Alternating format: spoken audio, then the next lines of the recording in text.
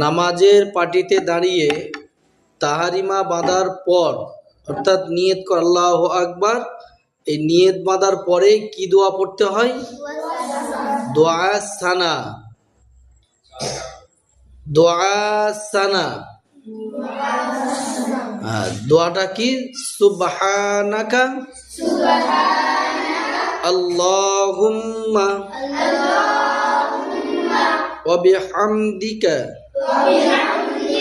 ওয়া তাবারাকা ইসমুকা ওয়া তাআলা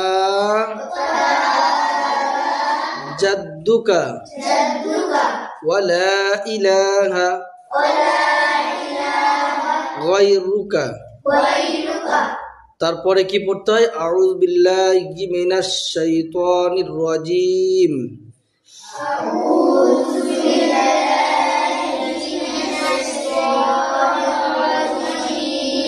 বিসমিল্লাহির রহমানির রহিম।